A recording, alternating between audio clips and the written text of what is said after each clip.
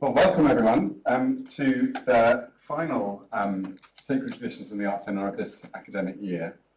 And it's actually my final one ever, because having convened it for something like over 15 years, I'm moving on from King's.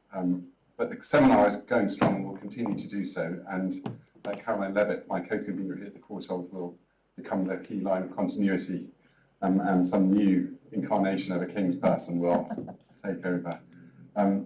So I couldn't be more pleased in this final seminar of my convenership to have two friends speaking who I've got to know over the years. And I'm not sure that you know each other before. Slightly, you slightly did. Okay, so that's good. But I'll introduce Jess to begin with, and then introduce Jacqueline when Jess has said her piece. Jess first got in touch with me when she was studying at the King's School of Traditional Arts, having already had a long and interesting career, including university lecturing in liberal arts, I think, is that right?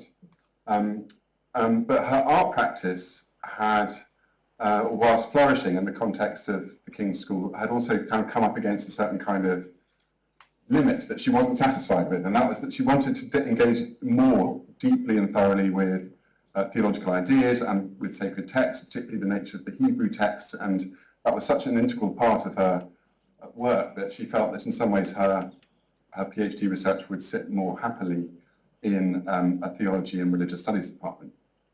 And so we were really delighted at King's that she came to us with this request, and we're delighted, after having to negotiate various things, we're delighted to welcome her into the department where she's recently finished her PhD.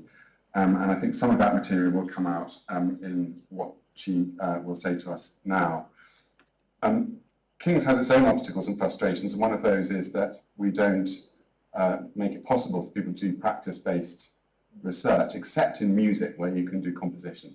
And all of my nearly 2 decades at King's, I've really wanted that to change. But wonderfully, Jess, you kind of got round that by bringing your practice and writing about your practice in the context of a more traditional textual PhD. So it's about the nearest thing we've ever had to a practice-based PhD in visual arts, and I'm thrilled that you made that possible as well. I could say lots more about you, but people want to hear you, not me. So thank you very much for being willing to speak, and I'll hand over to you. Thank you.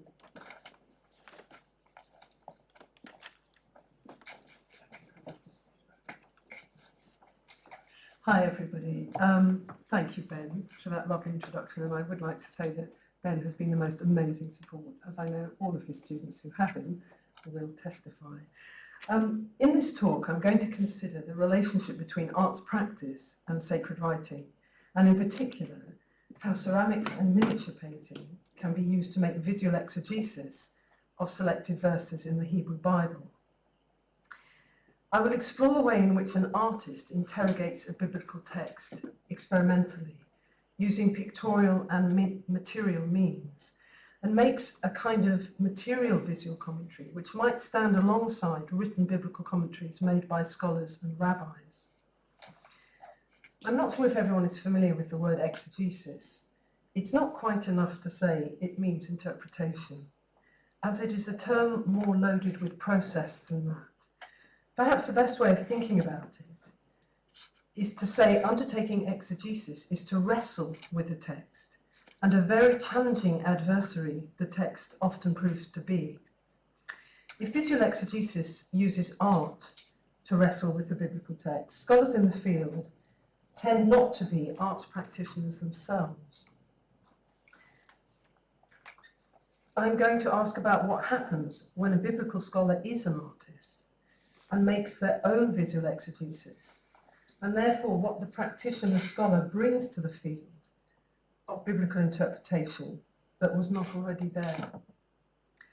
As I view the biblical text through the lens of a practitioner, I am drawn to those episodes in the Hebrew Bible which reveal their subject matter in physical terms, where the God of the text is portrayed to be thinking through materials in embodied forms.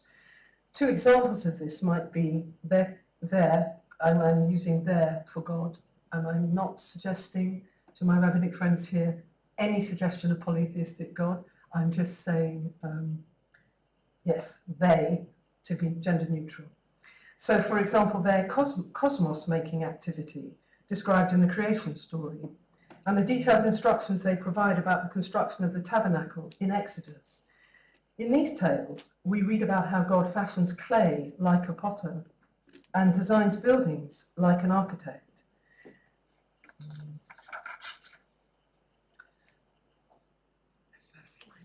Oh, that is so helpful. Thank you. In terms of the sacred tradition to which I belong, my approach to these episodes is influenced by early rabbinic commentaries, medieval Jewish manuscript painting, and the abstract works of the 20th century Jewish artists Mark Rothko and Barnett Newman. This rooting in my adopted heritage leads me to the thoughts of Hans Georg Gadamer on what it is to work as an artist within a sacred tradition. Gadamer says, "We are always situated within traditions. It is always part of us, a model or exemplar. Our inheritance thereby constitutes four meanings dwelling within us. These have bound me to biblical verses, rabbinic commentary, and artworks by Jewish painters, but they have not inhibited my creative activity. On the contrary, they have stimulated it. I will show how my visual hermeneutical approach reveals new dimensions in the verses that is nevertheless well established within my own tradition." How then do I, with an artist's eye and practitioner's hands, respond to the hints and gaps in the creation story? Let's read its immortal opening verses. In beginning, Bereshit, God created heaven and the earth.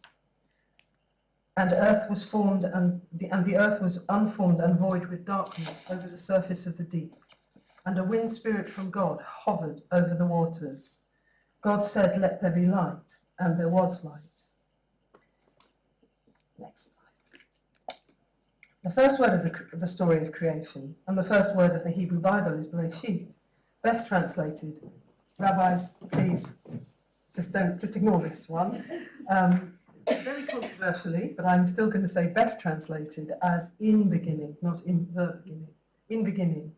What follows are the 6 days of creation and a 7th day of rest. The trajectory of the creative work of God is thereby superficially linear, travelling from the first day of the week to day 6.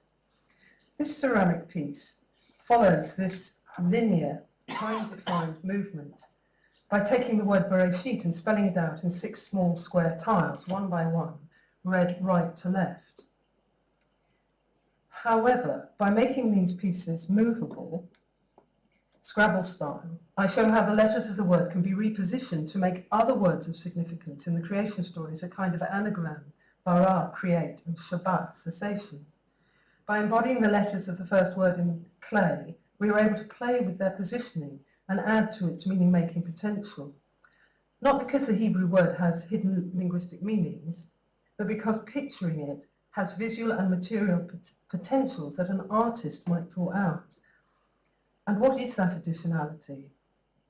I am using pictorial means to help the viewer to think about the word beginning, Bereshit, in a new way, and see it as a concept pregnant with intimations of what is to follow, namely creation and completion, something new and something which ends. This may sound far-fetched, but in a moment I will show you how the early rabbis, in their commentaries on the book of Genesis, like nothing better than this kind of exegesis. To return to the Scrabble-style pieces, what is the function of the first and last tiles? Now, I've actually shifted one of these tiles. Both of them in the word Bereshit were on the horizontal plane, but I've shifted them so that we come alive to the different orientations here. Let's remind ourselves of the key pairing in the story, heaven and earth, void and deep, darkness and light. If we look at the top panel of the Haggadah folio and the 2 tiles, we see these pairs pictured as simple black and white binary oppositions set on first a horizontal and then a vertical axis. These contrasting trajectories of horizontal and vertical invite us to think, is heaven above the earth or alongside it? Is it dark or is it light? And this takes me to Rothko and Newman, 2 of whose works resonate with these themes. Thank you. For Rothko, there is a simple binary between dark and light, albeit both with the tones moderated into brown and cream. As in the Haggadah, his dark sits above the light. But for Newman, colour is introduced as a luminous red vertical zip, piercing a dark backdrop. And this thought moves us on. These are two very different ways of picturing the relationship between heaven and earth. For the artist, asking visual questions of a text, when it says God created the heaven and the earth as a pair of binary opposites, can these be imagined as coloured fields? And if so, what colours? Now, the colours of heaven and earth, this matter preoccupied my ceramic arts practice for about 3 months. But it also interested the early rabbis. Like artists, they identified the exegetical potential of colours. In Genesis Rabbah, they make a homophonic link between the word for heaven, shamayim, with samim, variously translated as medicinal substances, dyes, or spices. They say, just as with dyes, some are green, some are red, some are black, and some are white, so too the heavens. At times they are green, at times they are red, at times they are black, and at times they are white. The rabbis say the colour of heaven is not fixed. It changes at different times. But why? And at what time? How differently I understand the concept of heaven if I think of it as a dark, inky night sky, or a brilliant, clear blue day, or just a blank Zen Buddhist emptiness. Following the rabbis in my pictorial commentary, I investigate what is left unsaid in the biblical account. It may be unsaid, but it is not unseeable. And what is the task of the artist, if not to bring ideas into visibility through their embodiment? Next slide. Moving on from colours, I was intrigued by another passage in Genesis Rabbah, when the rabbis suggest that God created the world with the letter B. And here they see exegetical potential in the shape of the letters. They say, just as the bait has 2 projecting points, one pointing upward and the other backward, so when we ask it, who created you, it intimates with its upward point, he who is above created me. And if we ask further, what is his name, it intimates with a backward point, the eternal one is his name. The letter B, the Hebrew letter B, is closed on 3 sides and open on one. This shape creates a sense of a box with a side opening out of which something could flow, like creation. The bee box is inhabited by a primal gold or dark seed, which we could see as generating the fertility of what follows in creation. And with this idea in mind, I mobilized the shape of another Hebrew letter in my exegesis, the Yod. Why? To expand upon this thought. We read how, in the first movement of creation, the Spirit of God hovers over the waters. In my ceramic pieces, this Spirit of God is pictured as a bird form, stylized into the letter Yod, the first letter of the divine name Yod He Vav He, which when doubled or tripled is used as an abbreviation for the divine name. And this leads us visually to another look at the question of trajectory. We have seen above and below and side by side, but what about behind and in front of, or on top of and beneath?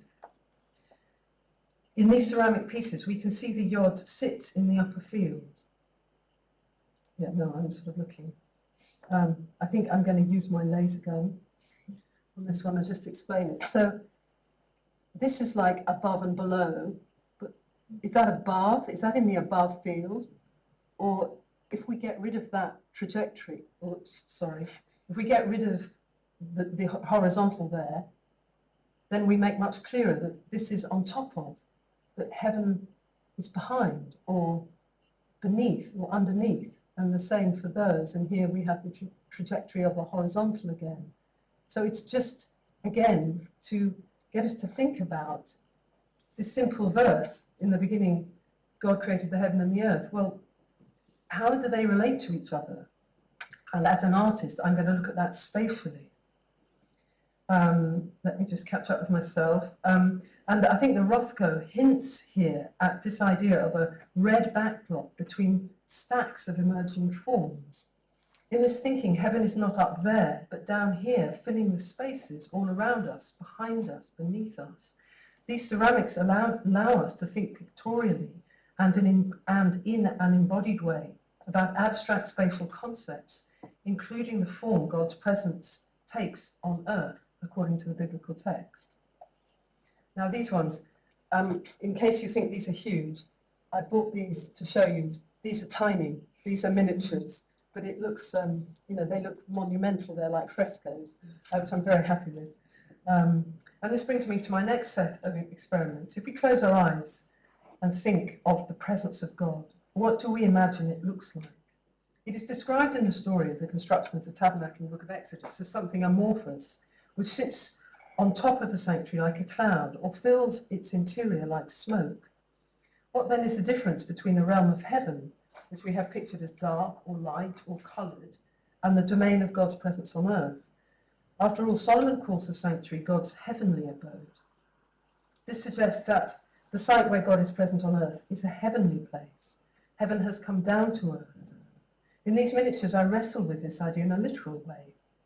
The blue in the top panel is Shamayim, which means both sky and the heavens in Hebrew. The white cloud of presence is in between the heaven realm and the Holy of Holies, as a bulbous white cloud. I have used a naturalistic blue for sky and a white for cloud. So what am I left with to depict the interior of the sanctuary, the heavenly abode? We read, the presence of Yod-Heh-Vav-Heh filled the house of Yod-Heh-Vav-Heh. I could have used gold. I could have used gold. By the way, this moon star is an abbreviation used in some of the Haggadot for the name of God, Yod-Heh-Vav-Heh. So I've used the abbreviation here for no other reason than it's so gorgeous. I could have used white, where am I? I could have used gold, as I did in some versions of this. And gold, as you know, is universally associated with the sanctified. I could have used white, as the text also reads, the cloud filled the house of Yod-Heh-Vav-Heh. I might have used blue because the house of God is God's heavenly abode, and blue is the colour of the sky heaven. Next one. But I didn't. As you can see, I chose instead to use the pigment cinnabar. Why? Because the material itself, the pigment, relates to ideas of God's smoky presence found elsewhere in the Hebrew Bible. Here I follow early rabbinic practice of interpreting a text through the use of another text remote from it in terms of chapter and verse, but aligned in terms of theme. At Sinai, God descends on a fiery, smoking mountain, that is, a volcano. And cinnabar is made from volcanic rock. A volcanic rock pigment laden with mercury is thereby used to embody the molten presence of a volcanic god inside the sanctuary. We can see immediately how different the sensation of cinnabar is to the opacity of an earth red. It is a mercurial, luminous red, as befits its physical properties. These three colours, can we go back? Oh, well. These three colours, blue, white and red, articulate different modes of the heavenly realm. These alignments can also be articulated in storyboard form. In the next miniature, I track the journey of the primal seed of creation to sites of revelation, a ladder, a pillar of cloud, a pillar of fire, the holy mountain, the heaven and earth realms, as it were, dancing through the stories in perpetual red, white and blue partnerships. We see the same blue heaven and the same red earth running through the various episodes like a unifying thread. Here I use gold leaf to represent the divine presence.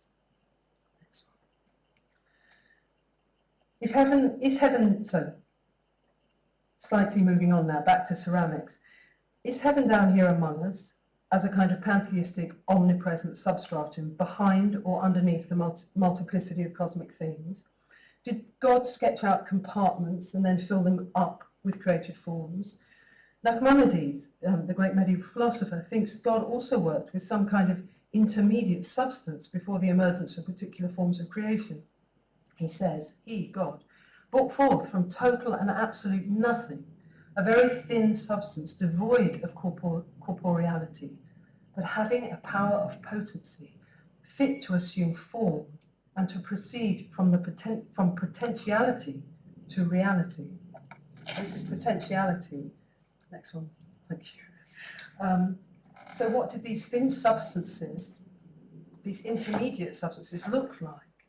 And this is the wonderful thing about being an artist. You take a problem, but instead of just thinking about it, it takes you about 6 months to actually make your answer. So, I mean, all of these pieces, goodness, the labour. You have no idea the labour of this clay, how hard work it is for an older person. So these are my substances, my intermediate substances that God is now going to start making forms with. So in these ones, I'm taking some of the themes from the creation story, the heaven and earth, going through, and now God's beginning to sharpen up the forms. And I think Jack will attest that you start with a loose mess, and then you kind of shape it up. And that's very much how you work with clay, something like a golem, you know, something that is just a total chaos, and then you shape it up. So in these ceramic pieces, of which I have about 20 different versions, but I'm only showing you 2, yes, you can just see the journey from the primal, the core, the heaven and earth, that basic foundational, if it is foundational, this is all highly disputed, that foundational verse of Genesis, and how through the story of Genesis, so this is a storyboard, these compartments are filled with forms, and we end in different places with a stylized human or a style. I mean, actually, for whatever reason, I put a shin. I think at that point I thought shin was the consummation of everything beautiful in the world, or creation. However, next slide. So that's one way of looking at it. So we've had above, below, side by side, beneath, on top of, behind, in front of. But now, if we use geometry, we can think of the center outward. As the pattern explodes, the central generative star form self-replicates to create new centers of expansion. As such, they make an apt metaphor for how creation infinitely extends and contains the seeds of regeneration within itself. As we can see from each of these ceramic tiles, miniatures and geometries, I'm continually experimenting with different ways of thinking about the implications of the creation story. Small pictorial shifts and the use of different material media change the direction of my visual exegesis. Excuse me. Nicholas Davey observes, each interpretation has the potential of bringing a different aspect of its intended object into view.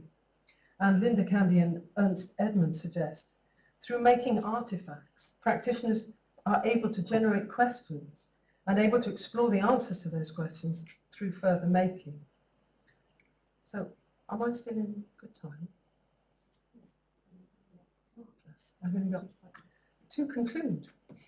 I hope to have shown that by embodying my practitioner thought processes and artworks, I identify questions arising from the text which are easily overlooked or difficult to articulate other than through pictorial means. I have shown how my artistic brain works experimentally, where one thing leads to another. However, and this is the sticking point with arts practices research and being in a department of biblical studies. However, and finally, the embodiment of thoughts in materials does something in addition to that. It creates objects which have an independent life of their own. And here are some of them. I felt it was really important to bring some of the actual artworks, because in the PhD, all you have is reproductions. And why? Why is it so important to actually have the material in front of you? It was so frustrating. Nicholas Davey puts it like this. They are the presence of their meaning, the material site in and through which its meaning shows itself. So I can talk all I like, but the artworks are the material site in and through which its meaning shows itself. Or as Wendy Shaw comments, they strive to make present and not just represent their subject matter. Thank you very much.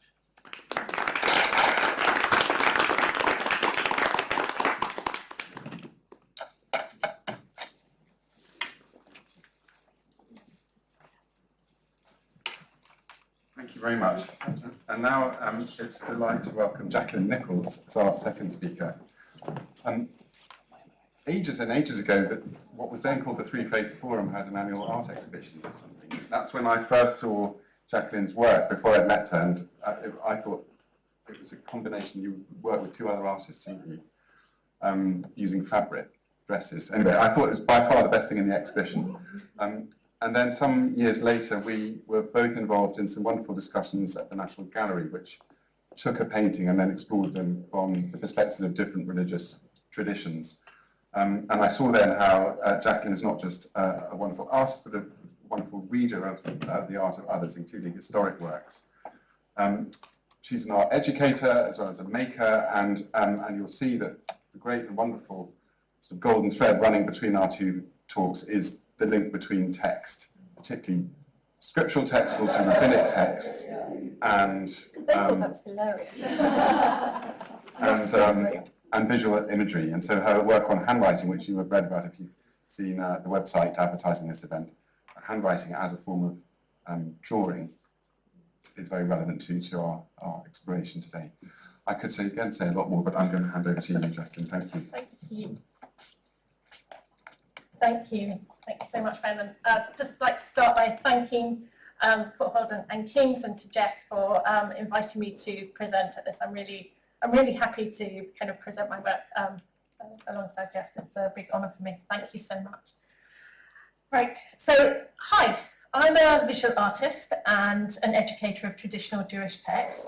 And I describe my art practice as the meeting of the Bet Midrash, the place of traditional Jewish learning, with the art studio. But this is the same space. I don't have an idea of my learning and then go into my studio to illustrate it, but rather the act of drawing and making, just as similar to Jess, is an act of thinking. I start with a scratch of an idea, a question, something that bothers me, and through meticulous making, when my hands are busy and my mind is thinking differently, and the artwork will reveal something new. Traditional Judaism has an ambiguous relationship with visual art, but the visual is a large part of Jewish culture, and it's something that I use throughout my work. Traditional rabbinic texts have shaped the Jewish religion, but my practice is not about seeing the text as religious authority, but artistic inspiration. I use, these are sort of thumbnails of different projects of mine, but as you can see, I use different techniques: embroidery, drawing, painting, paper cuts. However, it doesn't matter what medium I'm working on, the text is always present. It's always in my handwriting. I take ownership of the text as it shifts from the authoritative page to the intimate space of my notebooks and studio. My wider art practice in general can be seen as treating handwriting as a form of drawing. The text is mediated through my body, engaging with materials, leaving a thought trace. I want to highlight some aspects of Jewish sacred texts. The term Torah can be used specifically to define the 5 books of Moses, and it's also a general term for all religious texts and all religious learning. And there are 2 main types of Torah: Torah Shabbat, the written Torah, and Torah Shabbat Peh, the oral tradition, the oral Torah. The written Torah, the canon known as Tanakh, the 5 books of Moses, books of prophets, the writings, sometimes called the Hebrew Bible. And the rabbinic tradition has it that the written Torah and the oral Torah are both part of a divine revelation and communication with the divine and transcendent, and they relate and engage with each other. The written is to be split apart and interrogated through the unwritten. The Talmud describes the written Torah and the oral Torah as the Talmud describes sacred writing as white fire and black fire. The black fire, the letter, and the white fire, the space around the letter. Fire is a strong image for writing. Fire brings light and warmth, but it can also destroy. It evokes energy. Writing is a dynamic tension between the trace and the space that echoes speech and silence.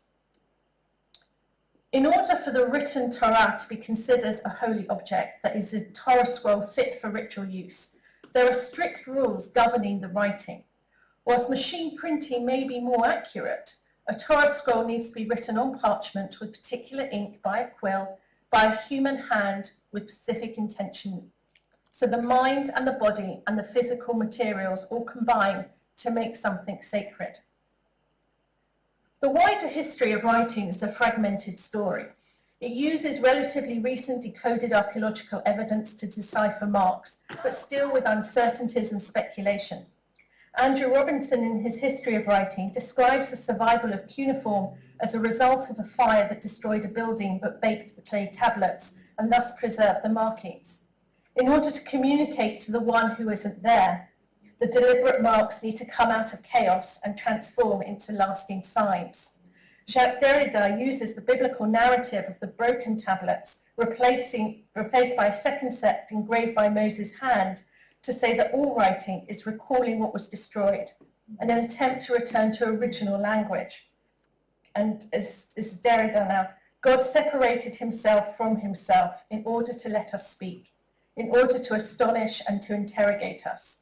He did so not by speaking, but by keeping still, by letting silence interrupt his voice and his signs, by letting the tablets be broken. In Exodus, God repented and said so at least twice before the first and before the new tablets, between the original speech and writing, and within Scripture between the original and repetition. Writing is displaced on the broken line between the lost and the promised speech. So writing engages with brokenness and destruction. It comes out of chaos and loss to momentary bring clarity to a particular time and place. Although writing down the oral Torah was once prohibited in Jewish law, not writing would lead to greater harm, the loss of sacred knowledge. And so the unwritten was written down in books, and we are the people of many, many, many books. The once unwritten conversations became locked onto delicate pages, whose opinion to include, whose discussions endure, and whose voices were ignored, forgotten, and lost. One only writes down due to a fear of forgetting because something has already gone. We only have what has remained. Professor Colette Surratt states, manuscripts are cathedrals of the Jewish people, but they are a fragile heritage. Books, the container of accrued knowledge, are vulnerable, and retention of knowledge is not guaranteed. One example of the visual culture of Rabbinic Judaism I've used a lot in my work is the iconic layout of the Talmud page itself. The Talmud is a collection of fragments and debates and conversations collated and edited in the 6th century, but it was only printed with standardized pages and layout in the early 16th century. I've made much use of the compositional structure, such as here, the central block surrounded by commentary, such as here in the embroidered work from my series Ghosts and Shadows, exploring some of the unnamed female characters in the Talmud. It was when I was researching for this project that I got intrigued by the Talmud page as a whole. What was a wider context for the stories? The Talmud is a collection of fragments of conversations and debates, mixes up stories with legal discussions, law, L-O-R-E, with law, L-A-W. And it interests me how these text shifts between these two modes and how they relate to each other. And this is a standard page of Talmud. There is a practice to study a page of Talmud a day called Daf Yomi. Yomi meaning day, and Daf is page. Actually, it's both sides of the page. It's not like a folio. Learning at this rate, it takes 7.5 years to complete the 2,711 pages. In 2012, I decided to commit to undertake this, and in order for me to engage with my learning, I needed to have a pen or a pencil or a brush in my hand and respond to my daily learning with daily drawing, and created my own project called Draw Your Me, Drawing a Day. This is the first page. The Talmud begins with a question: when does the night begin? When is it time to say the evening, and its answer, when it's time to say the evening Shema prayer. And it answers another question: well, when's dinner? It's a Jewish book after all, it's all about food. So when is nighttime? So the evening meal, that determines nighttime, and that depends on who's eating. There are 3 answers on this page. It's the priests doing the Mariv sacrifices, which are the leftover sacrifices of the day that they eat. When do they eat? Or is it when the poor people eat? Because the daylight has gone and they've come in from work and they can't afford to use that much fuel to light their space and heat their food. Or is it when do regular people eat their evening meal? So who influences us? Is it our leaders, our basic necessities, or peer pressure? There is another answer about when nighttime that does not rely on other people, but to go outside and engage directly with the world around us. Look for 3 stars. That is night. Do we take our cues from the habits of other people, or do we have our own direct relationship with the world? As I was drawing this page and thinking about these questions, I wanted to include the gesture that one makes when one says the Shema prayer, covering the eyes. I looked in the mirror and then I saw what this project was really about. It's quite hard to draw yourself with your eyes covered, so you have to do little peeks. And then I realised I did not want to close my eyes when I contemplated these texts. I wanted to have my eyes open to the text, open to the world, observing it all. I am an observant Jew. So the Talmud is divided into different tractates and mesechets, and in order to give each section its own identity, I used a different drawing medium for each tractate. So this is just one from the various tractates. So I'll just click through there. So you get a sense of like the different mediums that I've been using. This inadvertently became vital to my process as the properties of each physical material shape my response. This is Shekalim 17. The Shekalim is dealing with the donation of the half shekel to the temple to cover communal sacrifices. It's made out, and I decided on a whim to use collage for this particular tractate. Now this particular page talks about the 13 gates of the temple, including the water gate, where a trickle of water might emerge that gets bigger as it comes out of the temple Jerusalem and then the whole world. Also on this page is the story of when the first temple was destroyed and the king went up to the roof of the temple and threw the temple key up to heaven, and a heavenly hand came out and caught it. When I was making this, I was thinking there's one key for 13 gates, but what to use for the temple gates? If I was drawing with ink, I would just do an abstraction of a gate, but in collage, I was a bit lost. But the answer was in front of me. The convention of traditional Jewish text is to include a gate page as the title page. This is a direct influence from the mainstream 15th and 16th century Venetian convention to have a portal design as a title page for printed books. So I used 13 Talmud gates as temple gates. We no longer have the temple as a place to meet God. Instead, we have the Talmud. So we open our books and we enter. And like the water gate, the Talmud contains a verse from the written Torah, and part of a verse, and the conversations like the water coming out. Those debates and those understandings expand and expand outwards. And thinking about the convention of the portal title page in Italian printing in gates and water brings us to Venice. The organisational structure of the page has much resonance with the organisational structure of the street layout of Venice. In the 1500s, when the Talmud was being first laid out and printed by the Venetian printer Daniel Bomberg, around the same time in the northern part of the city in Cannaregio, just above the ghetto, it was being built up and settled. And you can see the same structure of the central square that contains all the resources. Still today, these squares are where you put the rubbish out, where the stalls are setting up to sell food, where there are notice boards, all serving the surrounding living quarters. Spending time in Venice, wandering the labyrinthian streets, going down narrow alleyways, getting lost, finding oneself again, it makes sense that the printed Talmud was made here. The psychogeography of Venice is imprinted on the Talmud. A city that was built up in the hub of trade routes, bringing goods in, transforming them through fine craft, transformed the city itself.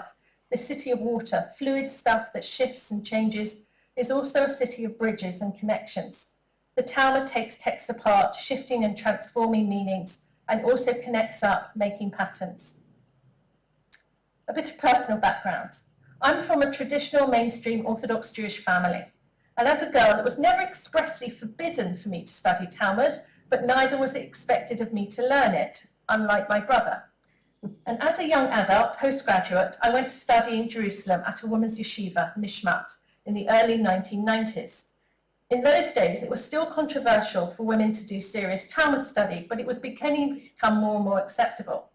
What I got from that time, and maybe this was intentional or unintentional of the institution, but I got an understanding of the importance to have one's own relationship with the texts of Jewish life, not to rely on others to interpret for you. And so you need to develop your own textual skills and curiosity and confidence, not just to ask questions, but to find and discover your own path. And I loved it there. back to Draw Yomi. I would write my notes on one side of the double page, and on the other side would be my drawings. The spine was the meeting place where my drawing meets the writing. Daf Yomi is a cycle. The Talmud ends, the last page, with women counting days of menstrual bleeding and not bleeding, and making a distinction between bleeding during the day and bleeding at night. And the Talmud begins with the question, when does the night begin? Who has eaten? Are they back from a party? Are the stars out? Some need to know it's nighttime in order to pray, others to monitor their internal body cycles. Both are nuanced, everyday awarenesses of body and time. Nighttime is a time of darkness where things are hidden and nothing is clear. In Brachot, it describes King David as waking at midnight to write the Psalms. But how did he know it was midnight? In the middle of the night, there are no observable natural phenomena. So the Talmud describes a miraculous wind that blew through David's window and strummed his harp. But we are in the dark with no miraculous wind or harp alarm system. The Talmud is a fragmented text, not structured text like a book with an arc of a beginning, a middle and end. It has much missing. Reading it, one is aware of lacunas, the black holes. Sometimes it feels like listening in from a room next door, only catching some of the voices. So it's in this fragmented dark place we try to bring light, clarity, definition and understanding. The Talmud is not a book. As I mentioned, it does not have an arc. It assumes you've read the whole thing before you open the first page. There are many anomalies in its structure that describe it as a book makes no sense of what is a book. It's a collection of fragments with much absent, but it's not empty. The conversation is missing many voices, but it is a dynamic humming space of potential. The Talmud is a book of absences. And I'm now going to finish. When I finished my project of Draw Yomi, I did an event where I invited different people to speak with, and I also created, and then afterwards I created a short film about the process. And I will finish now reading some of the text that is in this short film about the Draw Yomi project. Some used to say that women are not supposed to study Talmud. Some say that the Talmud is not supposed to be studied a page a day. It's supposed to be learnt slowly, carefully, so pore over each word, ponder each question. But the Talmud was not supposed to exist. The oral Torah was not supposed to have been written down, but it was due to fear of loss, due to fear of forgetting these conversations. The conversations happened in exile. That also wasn't supposed to have happened, but the rabbis created rabbinic Judaism from the ashes of the exile and destruction of the temple. So going back when Jewish history blends into biblical narrative to myth, all the way to kings who came from sexual relationships that weren't supposed to happen, and Adam and Eve who were not supposed to eat from the tree of knowledge. But they did eat, and knowledge and wisdom has shifted and transformed, responding to the world as it is, and then creates what could be, rather than stubbornly holding on to a relic of what was. So let's meet at night and learn together in ways that are supposed to, and finding meaning in things that we're not supposed to do. The Talmud is a book of absences, but it's not an empty void. It's a humming space of potential. That is our legacy and our challenge. It's also an invitation. Thank you.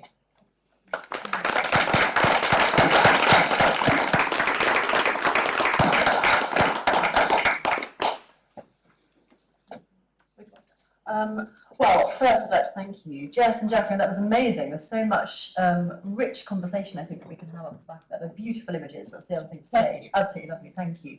Do you want to join us at the front? And maybe Ben can come up as well. And I think there are some table mics coming over so that you can hear us. We have some time for questions now, and I think what we'll do, maybe we'll start with a couple at the front and then we'll gradually move out to some questions from the audience. And if you have a question, once we invite you, please put your hand up and Romy will bring a microphone over to you so that we can hear it. I hope that is okay.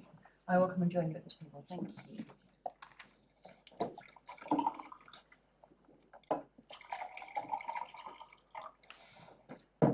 I wondered actually if I might have the privilege of starting with the first question, which is, I mean, firstly to say that I think the text-image relationship is really fascinating here. It's a particular research specialism of mine, so maybe I'm biased. But aside from that, I think this idea of questioning, and we are in a question and answer session, aren't we? But the idea of, I loved your idea of making an answer. And it struck me that maybe you're also making questions. And I wondered what you felt the relationship was between the questioning that you're doing and the answering that you're making. And whether there's more of one or the other, and whether I think you expressed the Talmud in particular as a text that it is impossible to kind of answer concretely. And I was really interested in that way in which we think about written word, and I think you said it in relation to handwriting. We think of the written word as being an authority, and then we question it with a kind of oral word or with the handwritten, and we claim it and we make it personal. So I thought that came out really nicely in both of your papers, and I wondered if you wanted to say any more about that, to or with each other. Oh, I think, yeah, I think when I was doing the Daf Yomi, I was doing this sort of daily Talmud reading. It was very much against how I've been taught to study Talmud, which was very slowly, very carefully. And it was that kind of, no, I'm just going to read it. I'm just going to read it through, and you just have to do it quite quickly. But when you do that, you see these kind of bigger patterns on the page, and you sort of start noticing these and start having these questions of like, well, why isn't anybody asking the questions that I have? And it's about bringing your full self to the text and to try and find that way into the text. And also I was very aware that the text wasn't speaking directly to me. I was not an anticipated reader of the Talmud for lots of reasons. And therefore, it's kind of gave me permission to then interrogate it and play with it maybe because I wasn't that anticipated reader. And I felt it was, and I'm very struck actually that, Jess, in your presentation, you talked about the written Torah, specifically, you talked about the Bereshit, and thinking about God as creator, God as an artist, and trying to, I don't know if it was like mimic God or kind of like, what does that mean for God to be seen as an artist? And I was just thinking, going, gosh, I don't really think, like, I'm thinking about how do I try and engage with this? Like, not, what does it mean to think of God as the artist? It's like, it's a different perspective. That was one of the things I kind of saw in the differences with our work. I thought it was really interesting. It's like, gosh, that's an interesting stance to kind of take. Well, I think it's a natural stance to take when you're an artist, because I couldn't believe how many of the biblical theologians. I mean, if you heard them slagging off the parasha on the tabernacle, it's the most boring thing in the world. How could they write? There's all these things are repeated and repeated. I don't know if you're familiar with this, but God lays down kind of prescription of how to do it. So we've got all of that God laying down, page after page after page. Then it's done. So exactly the same thing is repeated, page after page after page. So as an artist, I'm reading these theologians saying, oh, goodness me, what over next? Let's just not bother with it. And they literally say, let's not bother with it. I'm reading it going, oh my goodness. I had to read it hundreds of times to understand in my artist's brain what was in front of me. What are they describing here? Because when I tried to make anything or even draw it, it eluded me. It was like, hang on, no, it can't. You couldn't make that. That's not possible. So what are you doing in this text then? That you're creating a draft of something that cannot be made by an artist. Oh, I see. Of course it's cleverer than that. How silly of me to think it wouldn't be cleverer than that. And so what my response would be more that I couldn't get past, you're reading, a tractate a week. It was a tractate a year, wasn't it? I couldn't get past the first sentence. I started with the Hebrew Bible. Not only could I not get past the first verse, I couldn't get past the first word, and then I couldn't get past the first letter, the burr. And I was like, the burr. Oh, the burr. I just got, and obviously I only brought and showed a tiny selection of the work that I did. I did loads and loads of work with the letter burr, and then you go from the letter burr and you go, what about the letter yod? And we haven't even discussed the letter hey and its potential to be a little gazebo temple. And, so I couldn't get past the letters. Forget about trying to figure out theological and biblical meaning or exegesis of proper biblical exegesis, and I say proper. So for me, what I loved about what you're showing, and where I think we align so closely, is this thing of you take something that you think you know, or you know you don't know. If you're Jewish, you know you don't know, but you might mistake yourself for knowing, and then as soon as you get into it, the whole thing just it melts in your hand, and then that's so profound. Why do you have a text? It's totally the antithesis of fundamentalism. This text has it has authority, it has the profoundest authority, but as soon as you go to grasp it, it's not there. And so that means it's an invitation. And that's what I felt as an artist all the time. Even the letter B, okay, Jess, it's an invitation to come in and say, what are you going to do with that then? And that's what, if you read Genesis Rabbah, I mean, you are a proper Talmudist. I mean, I was much more comfortable with Genesis Rabbah, which is a much, much simpler set of texts, much more playful and actually at my level, more at my level. I mean, having said that, some of the Talmud just, blew my head off with its beauty. But so to me, the thing is experimentation, that we are invited, when we go to this text of ours, we are not going for answers. It's asking us the questions. And that's such a reversal to, that's why it's so brilliant to be an artist and go into a Department of Biblical Studies with these unbelievably brilliant scholars. But just going, hang on, what are you doing? What are you actually doing here? Whereas I think it's very different what we're doing as artists, but also as Jews, in fact.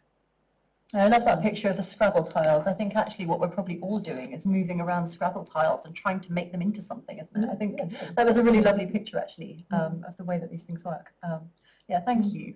Disrupting the narrative arc that isn't there, finding the beginning from the end. Really fascinating. I don't think there's anything you want to ask each other, or if Ben has any questions, or do we want to open up? First, is there anything you want to ask each other? Well, I was just so blown away by what you said. I have to reread it about 12 times. No, I mean, I said it before about you, because you said it always the most obvious thing to think about God as the artist, and it's like that's not. I don't think that's what I'm doing with my work at all. So it's obvious to you. It's not obvious to me, but I really found that quite really striking. Why is that not? I don't know. I think it's something about maybe it's coming from a kind of Orthodox community or something, but it feels like this is my studio, God, you've got the rest of the world, you keep out. This is my space now. But I'm really struck by the story of Moses breaking the tablets. And what Derrida says about the original writing of God, that there's a rabbinic tradition that when Moses, he receives the tablets, he comes down, he sees the sin of the golden calf. So before these tablets even touch the ground, he breaks the tablets and the letters fly back to heaven. And the second set of tablets are not written by God, they're written by Moses. And it's Moses's hand that has carved the second set. And so they're different from the first set. And so that idea of Derrida, that all writing is trying to echo, is trying to call back that original writing that is gone. It's gone forever. So even your ba is not the ba.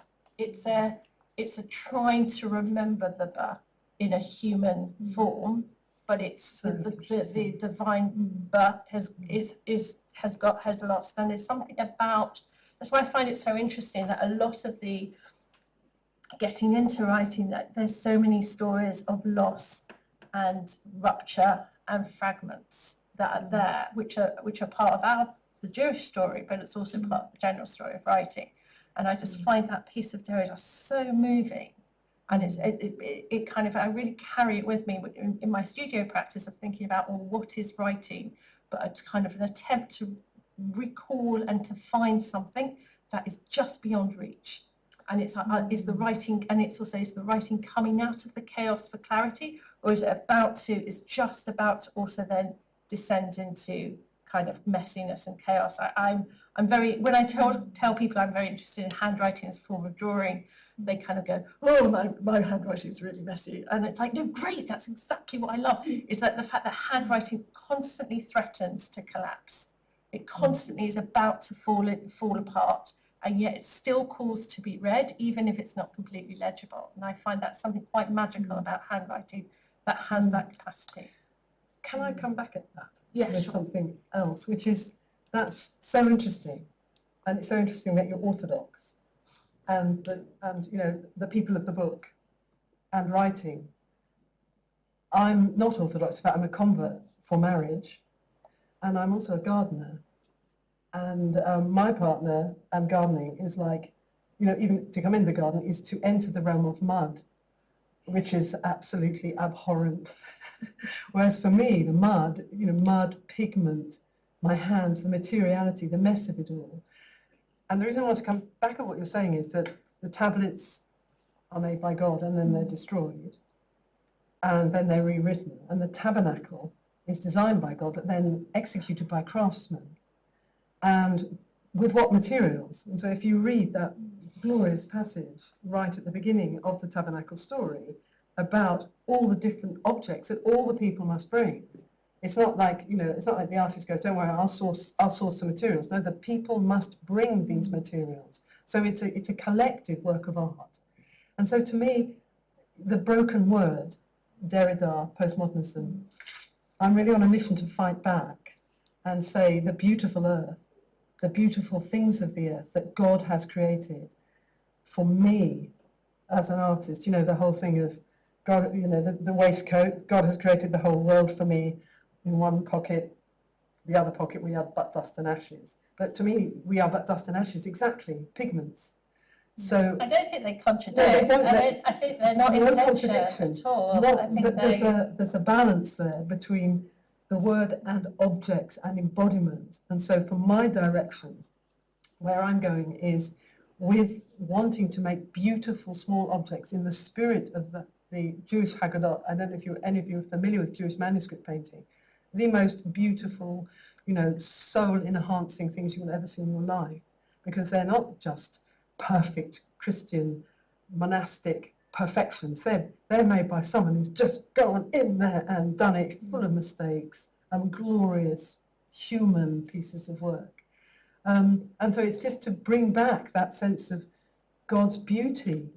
There's a Muslim statement, God is beautiful. The things of the earth are beautiful because God is beautiful. And just to bring beauty back into our life and the aesthetic and this sort of slight diminution of the aesthetic in Judaism, to try and go, no, you know, mud, not just words, but mud and pigment and dust and earth, the earthiness, which is very Jewish, usually articulated through food, but it can be articulated through... Yeah, I don't think, I mean, I don't see that there is that. I think it comes very loudly from the text, and I think it also comes very loudly from thinking about the physicality of Jewish practice. Like, so if you are going to make time holy, you would need to say a blessing over wine and drink it. It's not enough to just declare it. There's a physicality to it, and there's pleasure and physical pleasure.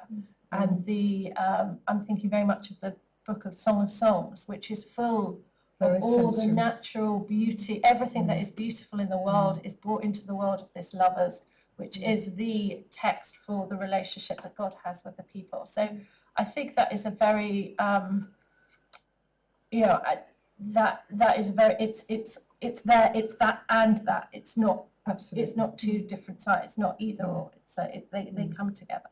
Well, Judaism is always and. Well, sometimes both it is, and and. sometimes it isn't. We're two Jews. We're not going to agree. That's brilliant. Thank you. Ben, do you have anything to ask? It's more, I was just struck by the potential parallel between, this is more visual thinking than anything else, between your bait and the open-sided letter, out of which I think you said, well, a box out of whose side something could flow, like creation. And then your frontispieces, your water gates, where you said texts are like water gates, conversations on the Talmudic page are like water, they expand and expand outwards. So that, I just sort of observed that as a really interesting sort of visual parallel, and I wondered about the gate and the bait. And there is, I mean, it's a bit of a cute thing, but there is this convention with the printed Talmud that it starts on the second page. It starts with a b. It starts with bet. It doesn't start with aleph. Yeah. There is no kind of first page. It starts with page 2. But I think that's a bit of a cute. I like it. And the word for gate in Aramaic is bava, Yes, which is bava, 2 bits. which is And, 2 bits. Mm. And you have like the 3 tractates of Baba, the middle, the Baba Batra, Baba Mitzvah, Baba Kama. Yeah. Thank you, Rabbi. Let's I think we have lots of wisdom in the audience. Why don't we open this up actually? Has anyone got any questions? We've got some great, This is where it gets really interesting, isn't it? We've got some great numbers. Questions or answers? I don't.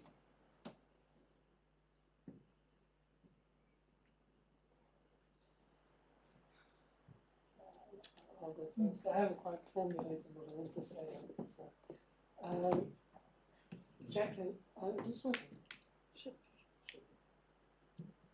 just really speaking. okay. Jacqueline, I think, did you launch your Draw Your Me at Limud about 13 years ago? I did talk about it at Limud, yes. I have presented at I was Limud. there. Once I saw one of the images, I just see, oh, I've seen that one. Sorry, yeah. That That was was my probably one first of the page. earliest ones. Yeah. How many pages have you accumulated? So there's 2,711. And it's probably a lot to ask for where can one see them? So, so the website Draw Your Me has most of them, but not all of them. I started, so when I started, this is in 2012, Instagram wasn't a thing, and I had it as a blog. Remember blogs? So it's a blog spot. And I was very diligent for up to about halfway of like doing the drawing, doing the learning, doing the drawing, posting it online, writing about it, and I did that every day. And then it just got a bit much. And then when Instagram came out, it was just easier just to take a photo and put it up on Instagram. So the last page of every Masechet is on that website, where I sum up the entire tractate, and I sort of put together the first drawing and the last drawing of each tractate and try and think about kind of what that journey has been for each one. At some point, I need to do the website properly and load them up properly and scan them in. Some of them have been exhibited, and I have made a couple of short films where it's just my hand turning the pages so you can see each one. They are sitting in a couple of boxes in my studio. That's where they are at the moment. So, but they will at some point be a bit more tidied up onto a website. Can I just ask briefly about the process? So Yes. you read the page first, obviously you do the whole Daf Yomi Yes. So process first, and then from there you take what you take from it, and that becomes your Draw Your Me. Yes. And is it usually with pencil, charcoal, or ink? So depending on the different tractate will be a different drawing medium. So for Brachot, for instance, was all pencil. For Shabbat, it was all ink. And then it got like, in Shkalim, it got collage. And then, at one point I was doing like Post-it notes and things. And sometimes it was very relevant to the context of that tractate, the particular drawing medium that I chose. So, for instance, the last one, which is actually let's go back. So, Kedushin, which is to do with marriage contracts and to do with marriage, I did them as banknotes because it's a kind of actually the very difficult, but the wife, the bride the marriage is compared to a purchase. So you're either purchasing a piece of land or purchasing a slave. When you buy a wife, it's the two. Anyway, so it was a kind of like trying to reckon and think about this, and I used the kind of format of banknotes to kind of explore that one. And some of them were quite playful, and some of them were done really as a whim, and then it was how I was having to push that material to its limit actually allowed, it was that precisely that engagement with physical materials that led to a way of thinking. As I explained with the shkolim, with the collage, I don't think I would have come to that thinking about the Talmud being a replacement for the temple, because, and it was precisely because I was using the collage that made me go along that route. If I had chosen another physical material, I might have had a different way of reading that page, and I probably would have. So, Thank you. I think someone had that. I think somebody else was first. I didn't notice some of it. I think go for it. Okay. Thank you so much. That was absolutely fascinating, fabulous. I wondered if you could talk, Jacqueline, a bit about the connection, the relationship between abstraction in your work and the more representation. When I see, particularly the abstraction, something I'm very interested in, and it's really made it very clear to me in your presentation. I've always thought that Rothko, the shapes within his paintings are actually pages of Talmud, because he was a Talmud scholar as a young man. And I see that in your work as well, where you step away from representation, and I'm just really interested to hear whether you see that in Rothko's work and how you think of abstraction in your own work. Yeah, I think you're right about Rothko. I mean, I went a few years ago when it was here, there was that fantastic exhibition in Paris, which was extraordinary. And you saw actually Rothko's figurative paintings, including the most incredible self-portrait of Rothko. To think of Rothko as a figurative artist is amazing. And then it was after the Shoah and after kind of when he came to North America that became the Rothko that we all associate with, these like huge colour fields which just totally swamp you and are an event, and they're being in the physical presence of these paintings and letting that colour field just completely take you over. It's quite stunning. And I think there is something very Talmudic about that, just the visual property of that. But I think also with my work, I do kind of go between figurative and abstraction. And I think there's something about the emotional affect of the abstraction that can be very important, because it allows for all sorts of associations and meanings, but it also can really draw you in and really pull it apart. And there are some of these, and there's some of the Talmud drawings became very abstract in that way. I think just in terms of my own practice, and just thinking about my training, so I originally trained as an architect. I actually studied anatomical drawing, sort of medical drawing and stuff, so very close observational figurative drawing. That is my background. And so I will always start from that place. And then there's something happens sometimes in the drawing where I kind of go, actually, I need to embrace abstraction, because there's something suggestive that needs to come through, that the figurative needs to drop for that needs to play that down. And I try and sometimes with the drawing, I might have a moment where it is tight and figurative, but then allow the rest of it to be suggestive. And it's that suggestive, I think it's something like the Talmud, the way the Talmud is constructed and written with all its lacunas. It invites the reader to be an active participant in the Torah that comes out of it. And in the same way with abstract art and abstract drawing, it invites the viewer to engage with it in an emotional way, to kind of to understand it. And there's a very similar dance that happens in that way. Do you want to come in on this? Because actually your work also hovers very much between abstraction and figuration. I don't know if there's anything you want to add on that. It's a really interesting question, I think. Yeah, it's a great question. Yes, I mean, for me it was about finding a pathway through, because I'm also an icon painter, which is a very complex thing to do, and my Christian icon teacher and I have had a lot of conversations about whether it's possible to make a Jewish icon, and in one of the chapters of my thesis, I try to show how you can make a Jewish icon. I actually am pretty sure that I failed to show that. Sorry, but I was all right with the failure because it's all about the journey, and that's obviously highly figurative.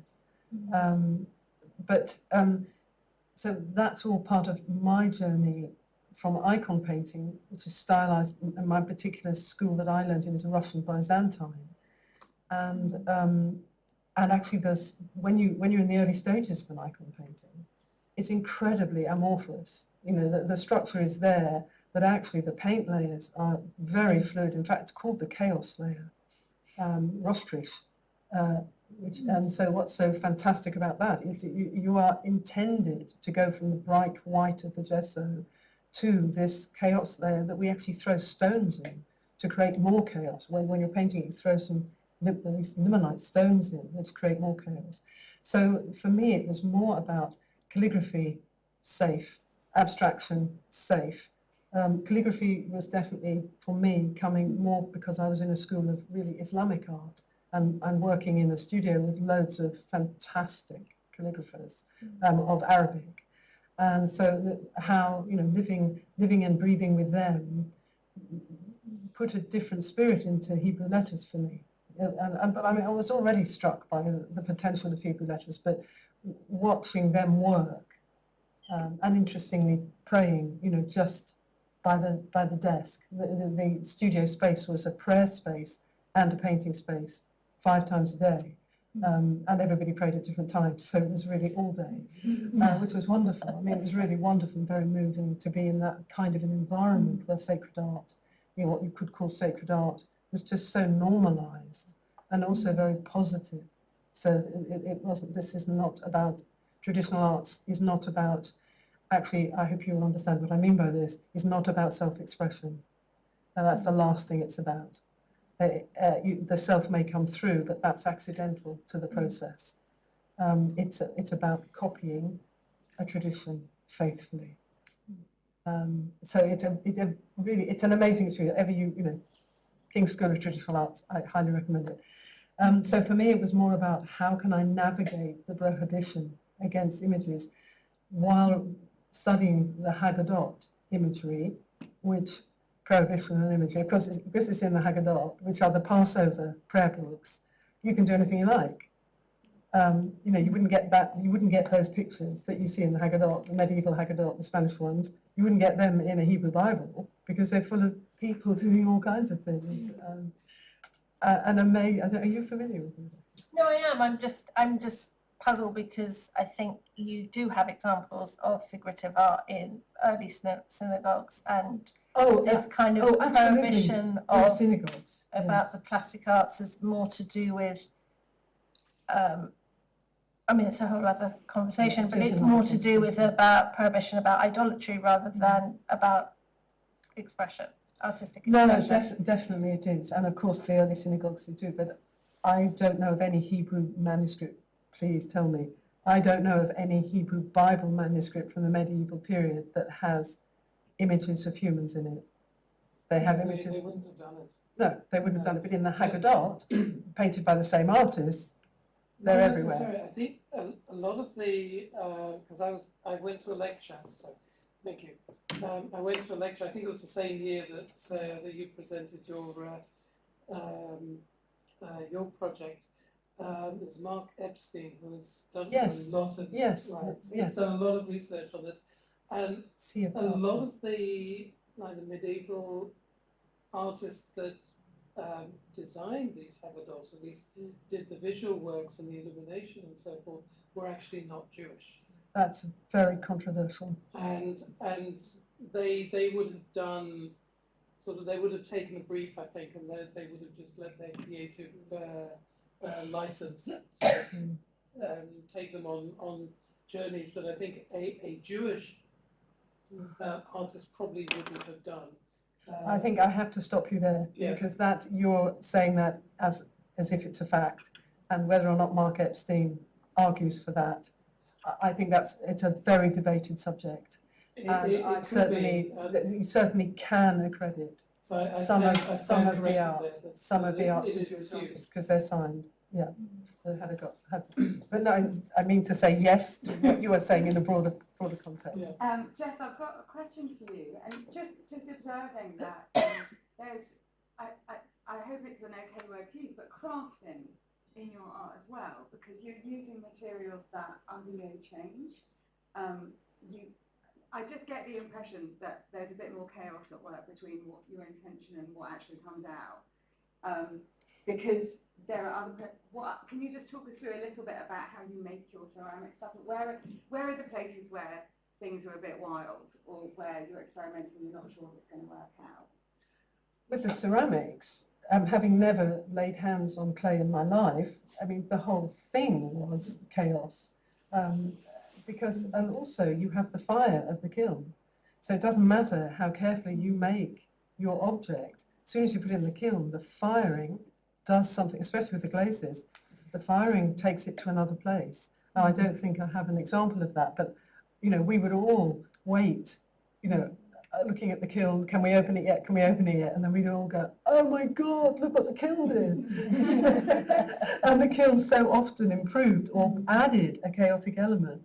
But, you know, for me, I am a very chaotic, I'm sure you've noticed, I'm a very chaotic person. So for me to have to spend 2.5 years with incredibly, you know, miniature artists from Pakistan, the most disciplined people on the planet, you know, there was a huge amount of reining in of my character. And of course, I failed to rein in my character all the time. And I did find, for example, the miniature figurative painting incredibly difficult to do because my hand was just like, I nearly swore again, you know, just like, what the fuck, I can't do this. You know, I haven't got the eyes even. So it's all, for me, art is, I mean, I can feel the chaos in yours. And I love the fact that you've also got the facility to make the figurative. And then you like to melt the figurative, which is so, you know, when we're talking about the text melting away and the text breaking. And for me, it's more that my love of materials, this is what I've come from. When I was more of just a traditional oil painter, I had maybe 7 colours. I never even thought about my colours. This is my palette, this is what I work with. You know, so for example, yellow ochre, I would have a yellow ochre and a raw sienna. You know, that's a transparent yellow and an opaque yellow. You go to the Prince's School, firstly you make all the paints yourself, you grind the paints yourself from stones and from earth, you sift it from the earth. And I mean, what do we work with? 30 yellow ochres? 30 different, and then you might say 30 different yellow ochres. If I bought them, I'd go, oh, come on, you're not telling me that yellow ochre looks anything like that yellow ochre, are you? And then you go, oh my God, nuance. And again, this is, you know, for me, this is all, and I'm sorry to be too faith-based, but this is all God's creativity. You think God is going to make one yellow ochre? It's because we can only see one as an oil painter, but when we become a miniature painter, we see 30. So I'm not sure I did understand your question. The craft element is the control element, and in the ceramics, yeah, you make your design and you hope for the best. And then you make another one, and then you chuck that one. I mean, God created all these worlds before it settled on this one. I mean, you're creating these ceramic. I just churned out hundreds of ceramic pieces as an experimental process.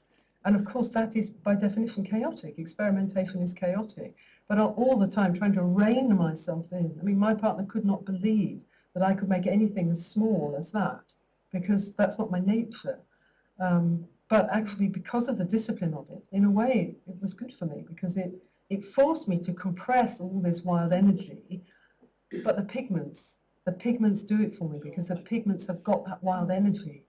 And if you paint lapis, you know, maybe that lapis there has 12 layers of microscopic paintbrush. It's going to, and then I look at that and I go, oh yeah, that I don't need to be wild anymore, because that colour is doing it for me. So for me, it's all about the materials and the embodiment.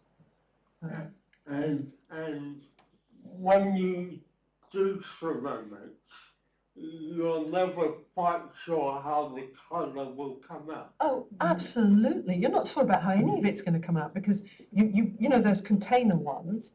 So you make the little containers, and then you didn't see because you weren't looking. There's a little crack. So you know the glaze then slips out of the container and then starts bleeding into the next container, and you go, oh, actually that's fantastic. So you know this is what is wonderful about working with materials is that there's me and then there's it's a bit like God actually. There's me and then there's the materials. You know, like there's us and then there's God. And, you know, well the materials have a completely independent life of their own, and they will do what they will do. And I think that's how God thinks about us. That we will do what we will do. Be a material, you know. Thank you. I got what I wanted. Sorry, it was such a chaotic answer. You provoked it. It's great. Thank you. So just I want to say something about the chaos and creation.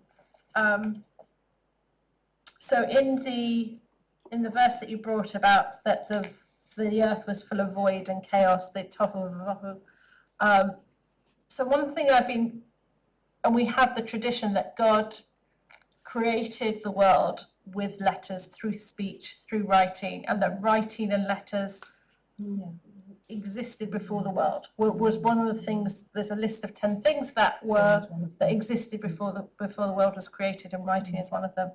And there's something I've been thinking about with regard to letters and chaos, and that is that there is a kind of rabbinic tradition called gematria, where each letter is a number. So Aleph is 1, Bet is 2, etc. And there's all sorts of games you can play with how the letters build up to and could add up to numbers. But there is no letter for 0. There's no nothing. There's nothingness has no letter to represent it.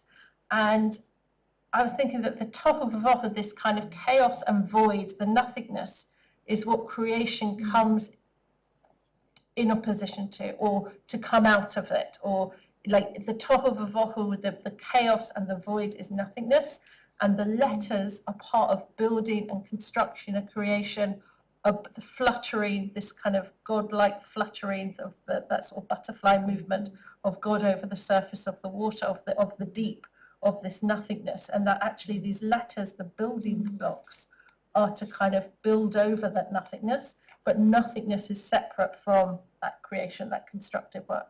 So so there's a role that writing plays, that kind of the nothingness and the chaos is there, and writing has come to kind of build up over it, but it's not part, but the nothingness has no role in it. So I think there's a kind of really interesting kind of tension that goes on thinking about these things. Anyway, that was just my thoughts about writing and chaos. Oh, it's fascinating. I was wondering actually, sorry, I'm going to steal a question for a second. You mentioned text that sometimes becomes illegible, or maybe starts as illegible and becomes something, I don't know. And I wonder if there is something kind of generative about that idea of what we might call asemic writing, is a word that's been bandied around a lot lately. The idea of words that look like words but actually don't say anything. And there's also a sort of a relationship there, I suppose, to words that are words in a language that we can't read and therefore are illegible to us. And maybe one is more about mystery and one is more about unbecoming or something, which I think is really interesting in relation to the idea of figuration and abstraction that you've both been talking about, and the kind of the assertiveness of the letter on the page. And then all of the potential meanings that can come from that seem a little bit akin to the idea of the sort of chaos of writing that goes off in different directions. And I wonder if you ever start with writing that is asemic or illegible, or whether that's where it ends. Well, it's something that I kind of play with a lot in my practice, of like the letters that I like do the writing and then actually using water, not fire, but water to kind of to disrupt it and have this sort of disrupted writing going on. And sometimes it goes the other direction of kind of starting with the disruption and then coming, and then it's almost like there's that moment of clarity and then it falls away again. But thinking about language, written language, when you can't read it, I did a residency, this was a few years ago, in Manchester with there was a 50 Jewish objects collection. They did some artist residencies and I did that. And I was looking at handwriting and the hand in this collection. And one of the things that struck me, there was one particular text that had of handwritten manuscript, and it had this page, and there was some Hebrew script that I could read, sort of, because it was a bit blurry, but I could read it. There was definitely Arabic there that I can't read Arabic, but I could see that it was Arabic writing. But there was also some squiggles, and there was a little picture of a bird, which was quite sweet. Had this little amulet bird that protected the book. But there were some squiggles, which was probably just the scribe trying out their pen. His pen would have been a he. His pen. And I found it really interesting that even though I couldn't read Arabic, I knew that writing was saying something and it was calling to be read, even if I couldn't read it. And that was a squiggle and it wasn't. And it was like, why was it that I was seeing that as letters and communication, and that was a squiggle? And that was not communicating anything. And it was very clear in a way that I couldn't quite pin it down. But it was like, there is a difference that when you it's kind of why we get excited when, like, if somebody ever came across a manuscript written in Shakespeare's hand, everyone will lose their minds a bit. And because it's like, well, Shakespeare hasn't appeared in the room, but the idea that there's a trace of the human that has been left on the page that we connect with in a very physical, visceral way. By that trace of that handwriting, it's almost like I'm holding their hand, and I'm holding, and it's like, and we can feel that, and it's the affect of it that we can feel that coming through with the handwriting. So I think even though it's a language and an alphabet we might not be able to read, we're still aware of that human presence that has touched the page, and that we're connecting it through. It's like that time travel, but handwriting. The manuscript, the handwritten. Yeah. Excellent. That's brilliant, thank you. So many rich things. Are there any more burning questions? Well, we've got one here. No? Yeah? Yeah, go on. Go for it. I'll have one more, and then we'll go for it. I have several, but maybe a slightly speedier one. So how much do you see yourself as outside of the tradition, and how much you see inside of the tradition of the embellishment of the letters themselves, right? So there is a rich historical tradition of decorating the letters, of lithography in the medieval period and earlier, of using the text, the letters of the text, and both of you are using the letters of the text, right? In different ways, but the letters themselves are central to what both of you are doing. So how much do you see yourself as a modern reinterpretation of what is actually quite a long-standing tradition, and how much do you see yourself as having invented your own way of working with the letters? So, two things, two ways. First of all, I used to introduce myself there that I work with traditional Jewish texts in untraditional ways, which is a very cute way of saying it. And then actually I went to some lectures with Professor Mark Epstein, and he was looking at these illuminated medieval manuscripts as commentary, and how whether or not there was a Jewish artist who made the work or not a Jewish artist made the work, but given how expensive it was to make these manuscripts, and they were commissioned for a particular client, the Jewish client would have been very involved in instructing, and often the instructions were commentary on the text. And I was thinking, well, maybe it's not so untraditional what I'm doing, that I'm kind of commentating on the text, or I'm commenting on this. But I just want to evoke an idea I learned from David Zvi Kalman, who's a scholar in America. And he is writing, he wrote this really beautiful essay, and there's this piece of Talmud about Moses is sitting in Rabbi Akiva's classroom. And first of all, Moses is on Mount Sinai, and God is telling Moses to put little crowns on top of the letters. And Moses is like, why am I doing this? This is a bit of extra work and extra bit. And he says, well, no, do that. And then he gets transported to Rabbi Akiva's classroom, and he's sitting at the back of the classroom, not at the front because he really doesn't know as much as the people at the front of the classroom, but he's sitting at the back of the classroom, and Rabbi Akiva is able to extrapolate laws and many laws out of these little crowns on the letters. And one of the students asks Rabbi Akiva, where do you get this from? And he says, it is law from Moses on Sinai. And Moses sits there and kind of goes, oh, they remember me, and he's happy. I mean, there's a lot more to this story. But one of the things that David Zvi Kalman says about this story, which I really find so beautiful, he says, like, for one generation, what is just seen as decorative, another generation may find incredibly meaningful and impactful. And that that this kind of the boundary between the decorative and the meaningful, actually there's a continuum, and that to hold on to the kind of these traditions of the decorative crowns is to allow future openings for what another generation may find meaningful, even though it's not anticipated.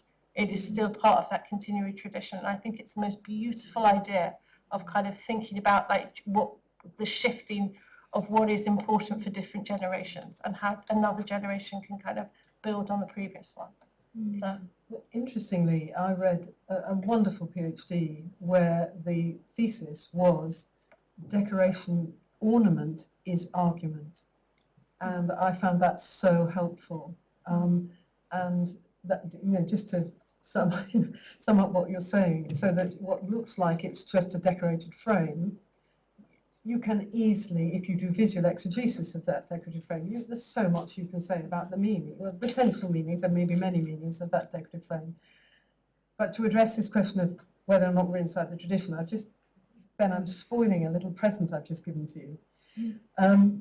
I am totally in the tradition. I spent a long time, that was one of the first pieces I made, and I made an exact copy using exactly the materials. I obviously researched the materials that were used in the medieval manuscripts, and I made an exact copy of one of the word frames. Well, a lot of Hebrew words are set in frames. Then you have one of the first ones, and you see all the marks around it where I'm testing the colours, because I'm trying to match the colours. And I went to the British Library and saw the Golden Haggadah and could check the colours with my own eyes, because sometimes it was unclear from reproduction.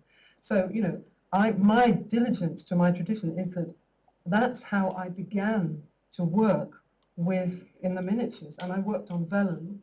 I think that's on paper, but I think these are actually all on paper. No, one of them's on vellum.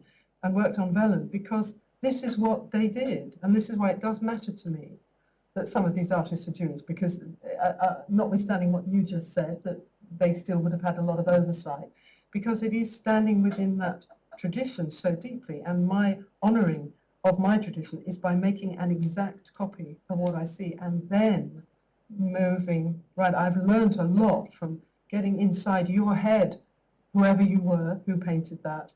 I got inside your head by matching you word for word, well, not word for brushstroke for brushstroke. And now I can explore more my ideas that come, the four meanings dwelling within us, I think is what we're talking about. To me, these are four meanings that dwell within me, the model, the exemplar, and that all of my work has come from looking at Jewish art. And also, it's not just medieval manuscript painting, but Rothko and Newman also, for me, incredibly influential about this concept of the presence of God. And that's my interpretation of them. That's only me, but that's what it is for me. Different ways of expressing the presence of God. So just to amplify your point. Thank you both so much, and thank you for being such a brilliant audience. Before, I will do a big thank you to both of them at the end, but otherwise you'll all clap and then you'll all have for drinks and then you'll miss what I want to say, which is a particularly large thanks to Ben, who I think most of you know, and as you heard from Ben at the start, is off to be Regius Professor of Divinity in Cambridge, which is an incredibly prestigious position. We are going to miss you. Let's give him a clap.